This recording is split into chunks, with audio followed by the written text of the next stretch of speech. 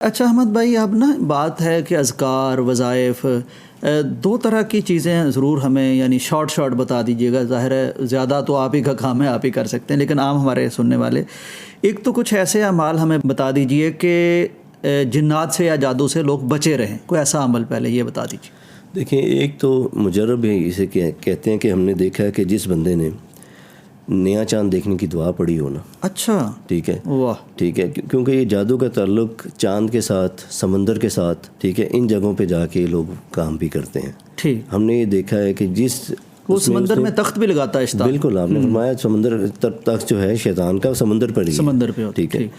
تو جب یہ پڑھی ہو اللہم اہلہ علینا بالامن والایمان والسلامۃ والاسلام ربی وربک اللہ، چھوٹی سی دعا ہے، یہ پڑھی ہو تو ہم نے یہ دیکھا کہ اگر مریض کو مسئلہ بھی ہو، ٹھیک ہے، اس کے مسئلے میں کمی آنا شروع ہو جاتی ہے، ایک رابطہ ٹوٹ جاتا ہے نا. ٹھیک ہے، اور پھر صبح شام کے اذکار، اس کے لیے نمازیں بہت ضروری ہیں. ٹھیک ہے، اللہ سے مدد مانگنے کا سب سے پہلا ذریعہ یہی ہے واستعینوا بالصبر والصلاۃ، اور صبر کے بغیر کام نہیں ہے. ٹھیک ہے، لوگ کہتے ہیں جی کہ ہم اتنا عرصہ آ رہے ہیں، جی اتنا ٹائم ہو گیا، ہمیں کیوں نہیں شفا ہو رہی. اللہ کے نبی صلی اللہ علیہ وسلم کے پاس جو عورت آتی ہے وہ کہتی ہے اللہ کے نبی جب میں شخص کو دیکھتی ہوں مجھے دورہ پڑ جاتا ہے. آپ نے فرمایا اگر تو اس پہ صبر کرے اللہ اس کے بدلے تجھے جنت دے گا.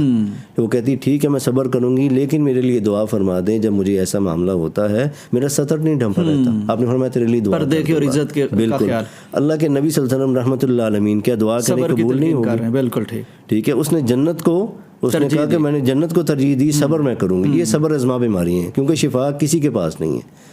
میں دیکھ رہا ہوں، میں پڑھ رہا ہوں، میں سب کچھ کر رہا ہوں، اس میں رکاوٹ آ رہی ہے، میں اپنے معاملات کو بھی تو دیکھوں گا نا.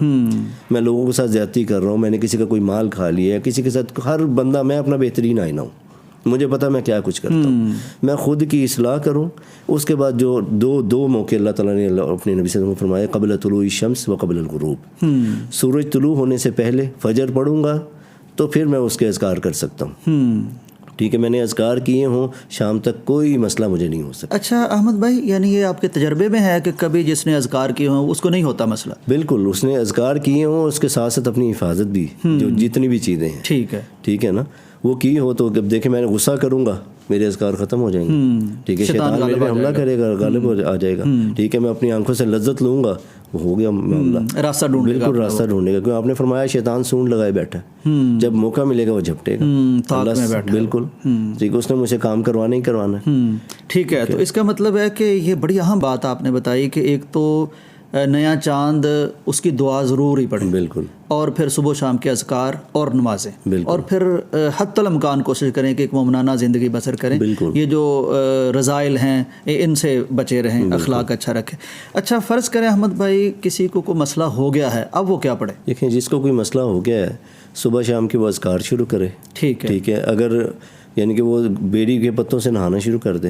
اچھا، ٹھیک ہے نا، اور کچھ عرصہ اگر اس کو دیکھیں کہ اس طرح کے مسائل اس کو ہو رہے ہیں، کندھوں پہ بوجھ آ رہا ہے، ٹھیک ہے، اس کو سوتے میں جھٹکے لگ رہے ہیں، ٹھیک ہے، اپنے اذکار سونے کے بھی وہ پورے کرے. ٹھیک ہے، اللہ کے نبی صلی اللہ علیہ وسلم جب بستر پہ آتے بستر کو جھاڑتے تھے، بستر کو وہ جھاڑے، پورے اپنے اذکار کرے. آپ نے فرمایا جب بندہ آیت الکرسی پڑھ لیتا ہے ایک نگران فرشتہ اللہ تعالیٰ کی طرف سے اس کی حفاظت کے لیے معمور ہو جاتا ہے. ماشاءاللہ. فرمایا جو بقرہ کی آخری دو آیتیں پڑھ لیتا ہے کفا تھا، وہ اس کے لیے کافی ہو جاتی ہیں، ہر چیز سے کافی ہو جاتی ہیں. جب میں نے یہ پڑھی ہوں، ٹھیک ہے، انشاءاللہ رات میری بڑی پرسکون گزرے گی، کیونکہ یہ زیادہ تر کام ہی خوابوں میں ان چیزوں پہ ہوتا ہے. اچھا، ٹھیک ہے نا. اور پھر شام کا وقت ہے، ٹھیک ہے، مغرب سے پہلے کے اذکار بہت کام کرتے ہیں. وہ مغرب سے پہلے کے اذکار شروع کر دے. ٹھیک ہے، اور سورہ بقرہ کی ایک روٹین، اگر گھر میں معاملات ہو رہے ہیں، ٹھیک ہے، وہ ایک روٹین بنائے. ٹھیک ہے، 3 دن مسلسل سورہ بقرہ پڑھے، پھر اس کے بعد ایک روٹین بنا لے. ٹھیک ہے.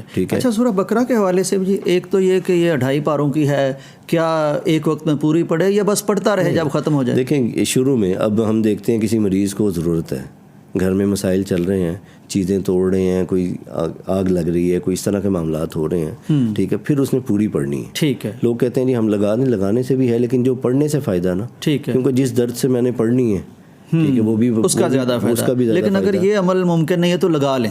بالکل، لیکن وہ اس طرح ہے کہ 3 دن کم از کم، لیکن تھوڑا سا تو بندہ کوشش کرتا ہے نا. 3 دن مسلسل سورہ بقرہ پڑھے، ICU میں پڑھیں. بالکل ٹھیک ہے. 3 دن مسلسل سورہ بقرہ پڑھیں، مل کے پڑھ لینا، گھر والے آدھا پارا کر کے مل کے پڑھ لیں. ٹھیک ہے، اس کے بعد جو ہے پھر اس کے بعد ایک روٹین بنا لیں، ہفتے میں مکمل کریں.